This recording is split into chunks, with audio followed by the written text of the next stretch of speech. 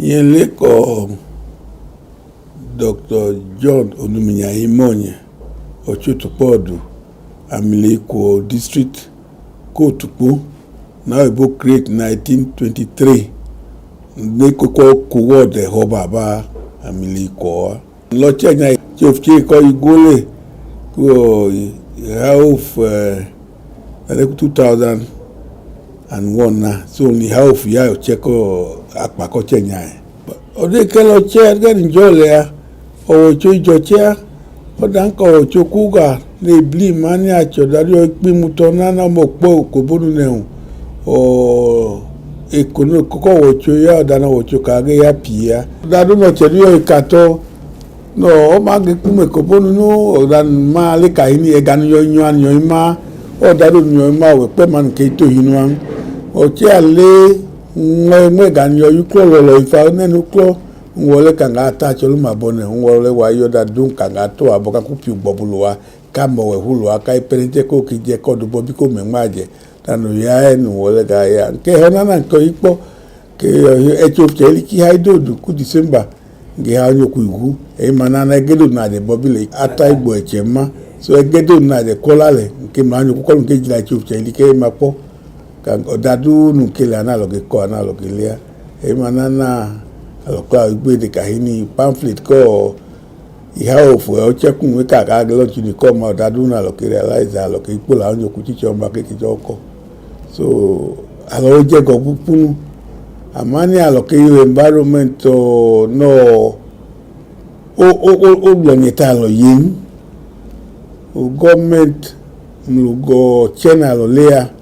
okuna echu mlokuna haje pia to ama ojino ita ipapam ngwalukala yoboa mi on chene no klofa oto dan ko chena ge gba jo dana ya ko ojoji ma chuon o ga lo no yuklo nei tanu bobu no kwalo ya yoboa. As a government, we have a responsibility as enshrined in the law of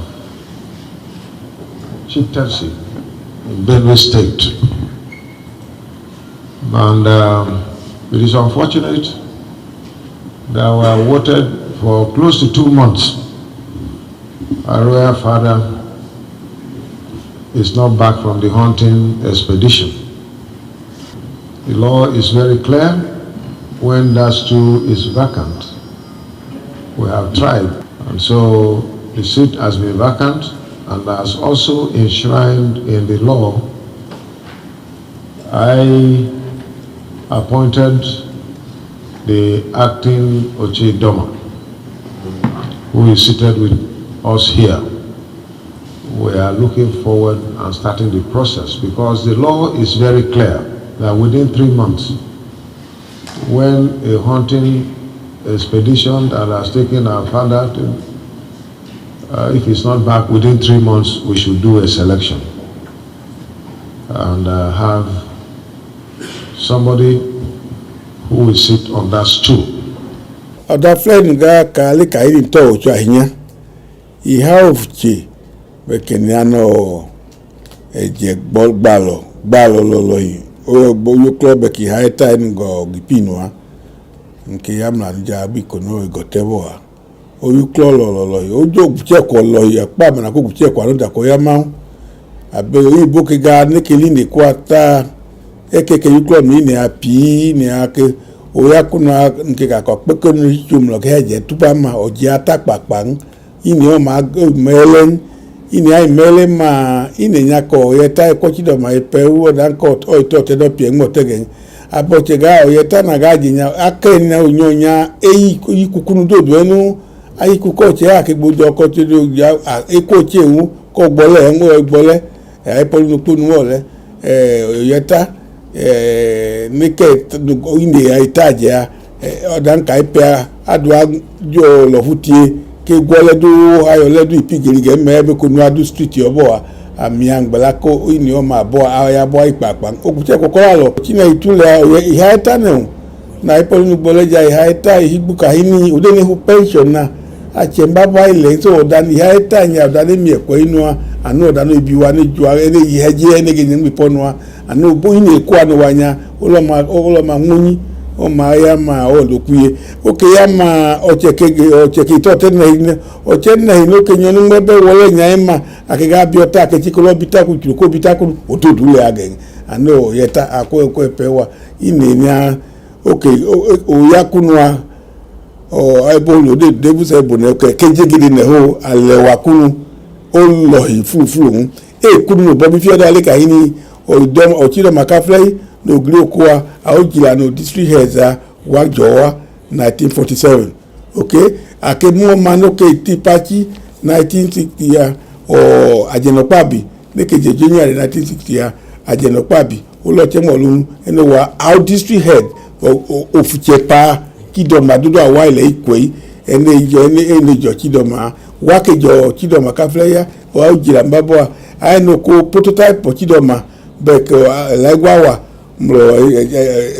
bepa entema mlo udi eru odbemba pemno eno kidoma gale 1947 na eno ajenele 1960 ya eno Edwin Ogbole 1996 ya eno bepa le 1996 end of Nboa so achemba pe my demo of chepa kile ikwe ni jua odano bobi kidom of chepa na chewa joko district head o le chikinu abo kidom malelea no gri okulelea eje jaje kidom ma one district head of chepa ela je kolwa che mo luwa dududu anega ku wo otupo ama ka bo otupo ku headquarter we no ibojela lo ama 1924 ikodo ojo otupo kidom ma wo poga 1924 headquarter kidom wo otupo ama ya beko gale aniko abo otupo ku headquarter eje aje koko ka ku 22 ni alopo kaga ikebo eni kajo kakwa jinwa no jiro kiroma eni kajo oko opa kidoma ne ya ni jiro kiroma ana cheno yuklomba no yo na nyano ke ipaje hagi haya ana ga ine penya kwa wo je ko kiroma gen o ma yo nyegali ku pono ame o nyegaju chuga ya first class ne ja ne na cheno second class ne no cheno third class ne no che but o lelele o gbagigba eno chegenu wa gilia but odani ya bo no yo ma o ipapan achofche pa ma chiko wa cheno jo che ikududu ekeko ipaje hato owena mi amaki ne kwa ma lo yin obo dani le kwa le wa kla ya ukiro ojo ka lo o kla ko o pe gota o dani ni angbala ko gbe lo ya o che ba ka lo mla ina lo akilo piata ko ni epo ya a che ke ye o kilo no ka ke paje to ale because ukiro ko aye ukiro ka lo ke ila le kun e kila je ni kilo de na lo le an alo baba lo wo alo kila ja lo lukute alo kila liku damba pe managa icha na ke fia government fiat ne o me o yogen o lo no lo ma lo no gbogbo o ke chelu gbe ka che ime ko ya nu ko ya na ti ba ti ku godo che mba iku baba ne onje nu. Fortunately, I don't know whether enough public hearing was put in place in bringing about this law, about this chieftaincy law. I'm saying this because the implementation of this law has violently dealt a blow to Idoma tradition. In the sense, I'm not young enough. I've witnessed the appointment of Ojidoma, Ogroko, Ajenopabi, Dr. Edwin Ogbu, and the immediate past one. And I think since the implementation of this law has not gone too far, we will try as much as we can to implement it with modifications and variations in keeping with the tradition of the Idoma people.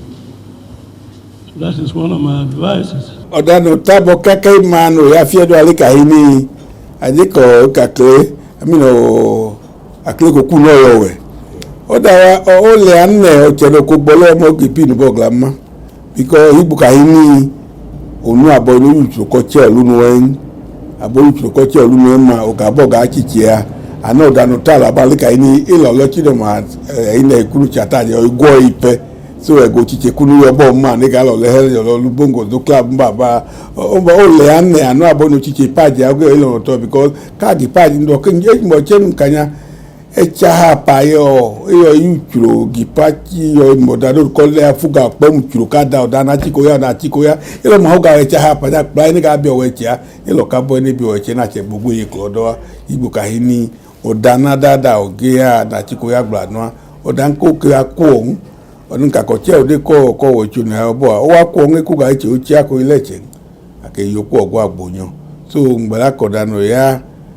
na lo ichenu la ku government kan lo ke te to ke lo gla ya yobo alo egu makodi ichichu toze no ya gbomna ke lo po yo kahini ini ana lo make go yobo no papan e lo uti ke ko e ga no yobo no mu chu kido mai melema e ku aka lo piama so o ma chelo today fa lo o ma le ane o la le wa no yobo o papa no ado abe kine local government okay ochiko o member kidoma ida traditional council abohakwa akwa kechiko jochen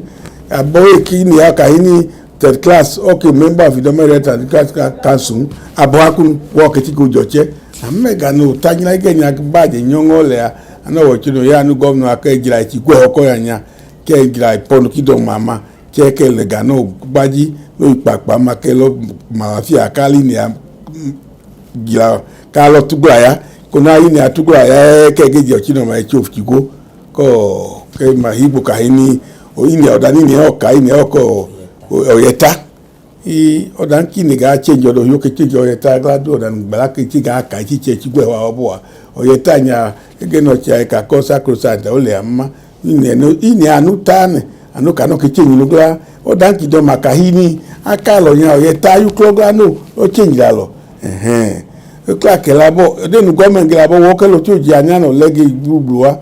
government ko ma chole take jache no ko chekwa e ga lo pata e kenya nene nya mene ya yuma kodine ye gadu nya ole hiyo ka no lo chedu manu o chedu o da che baba kahini ano lo jaja no chochido ma o do choba ka no ano jaja keke ngba no lo chedu ma acha o cheke to hilo lo kanya na kanya yo ba ne because ahima po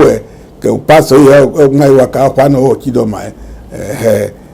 okay hiyo abo hiyo ema alokwabo manikalo ya giobumen making the point very clear that has been agitating the minds of our people, the possibility of imposing an Ochidoma on the people, and making it clear that he was not going to interfere in the process.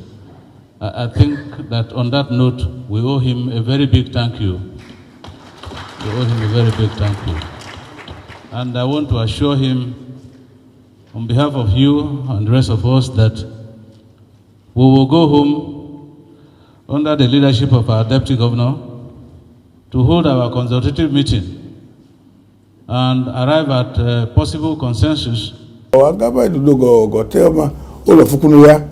egedo note ya pe ya adu opana lo anuke ada lo anuke che ogada na lo be haje kunwa o dan ke ladu no pie kaji do maga oko taje eno peku no ika che o ke dalo o ika lo kina lo itato o ya do bi yukroma o walukunu lekinde ku government do wa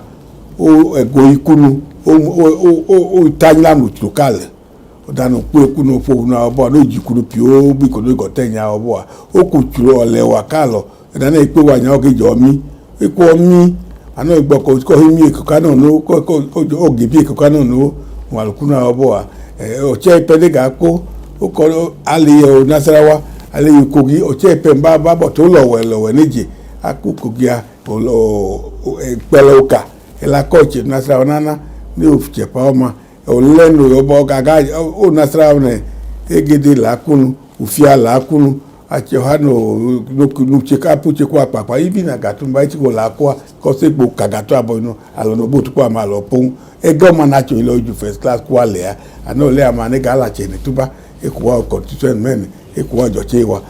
amunjo chega nke gachi che ponu ko chenya nke kidoma ufia ke yo moda ko tukwa ba ufia ke dom ko ka pona nke kan nke kidoma ma egede ke ga pon so odano ya no achemba ba yo wisdom wale egede jele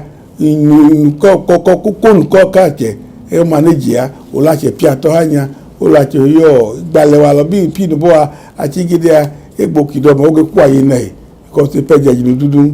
danu wa lo bo so o agaba dudu go telma o lo fukunu ya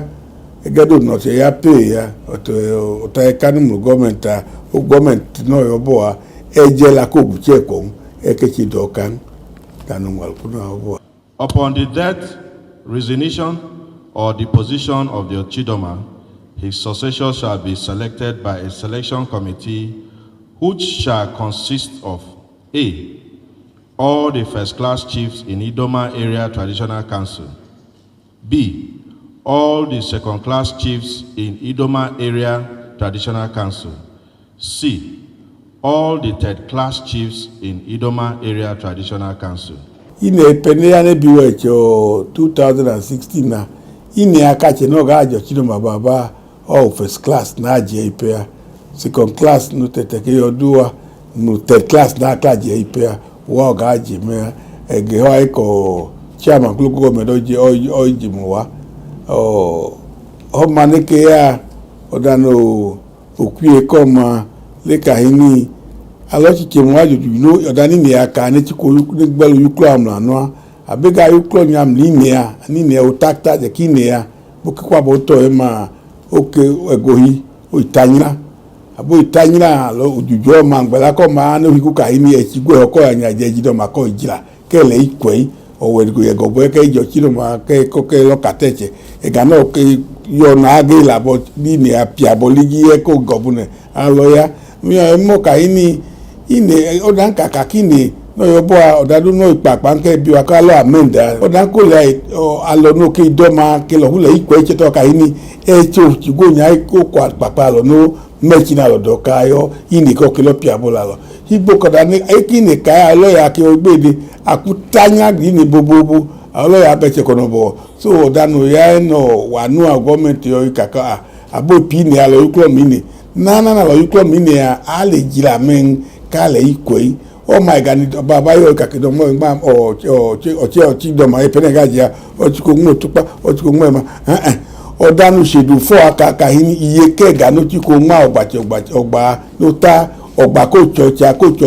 o tole anu achele ajini amma in their list no ko ga no where constituent eta ene abono Chidoma chiko ma ikone jia because etetene yina ka hini odan ko gbe ogbeta iga to koko boku iko strictly in that order ani ni na igbe ma o ma ya nu which means odan ko enonege no bi Chidoma mu again ego hile apen lo fun ni ka anyo Chidoma nyagla so odan oke abo o ma pe balake ijira echigwe ho ile iko ya ga Chidoma epechiko ma e ko teche che kalo ke club na no bobu nya chedi o ko ebo nchikalo ni o kaiwa ami achikalo le ni o kabo o dan kaka mi o kako gbanya no ga chia o danya o alo eldo ba ko egene abelo ko egene o le jira o do tupo lo chiko ogbache mi ya o ma ke no tupo gboju adoka ile o cheku no ke apa na gatu gano ba chiko chi mo nyagede obo dana odan kaloka don ko na mi o contribution odan chiko ka odan gbela ko chiko ya obo o lo ma ye chiko ka gboye bli mani akowo ha baba akọ distort akọ change disenfranchise because everybody kuzo na Nigeria anaga gbe ipe ana ga do gbo ma fre Gabon agbon ego ha ko ti gbi ene bo odana ka bo anu chiko ego ma no chiko we a oke we anana na kilo dega I ordinary le ku ni nyalika the onus is on them to say what and biga yukloma o we ko dana lo kato kalwa odi ano che no hu ajo Chidoma 1 Chidoma 2 Chidoma 3 Chidoma 4 na ga yi na epenya ko wegen aloga there is no way na Idoma man don't know juchu ka je kalo ko che no this head no achu che panya hu iwo Chidoma ojege ma o ma gbo afleka hini e gani mai wa o ege ye akeka ko acho no loke mlala to anya uchuku ake ye odana lo ikanya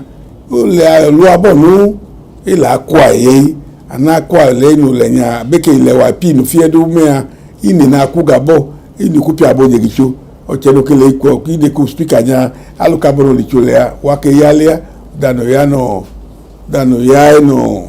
nini ya tanyina yoboa mani kala lo alokilu pa lo kato oto ena lo kato abechen amiange oigbokol kele tule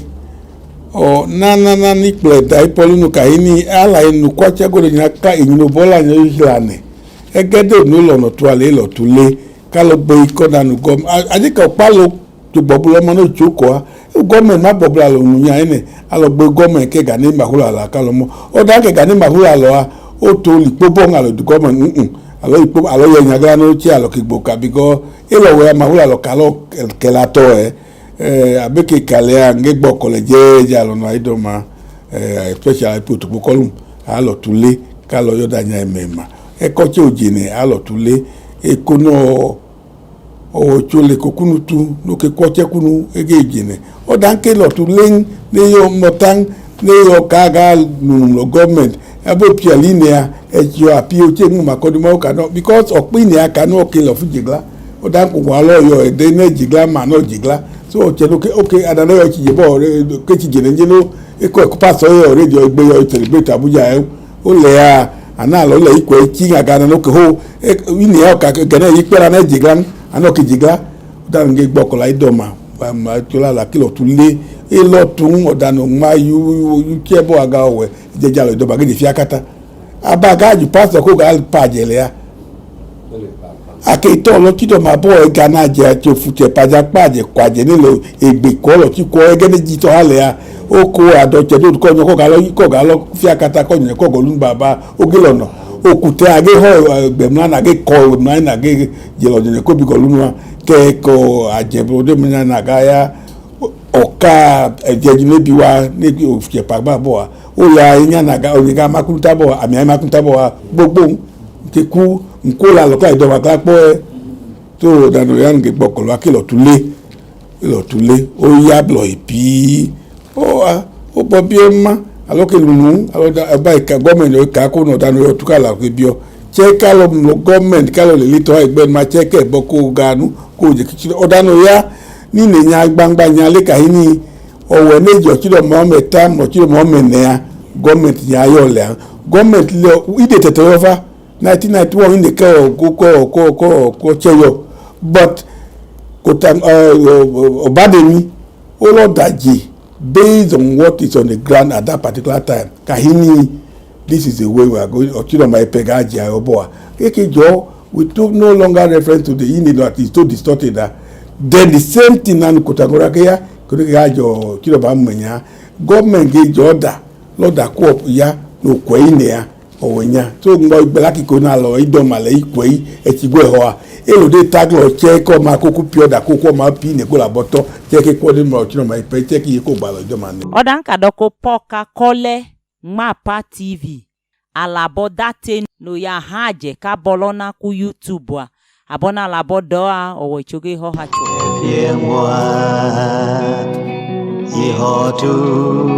ihotu lumeiku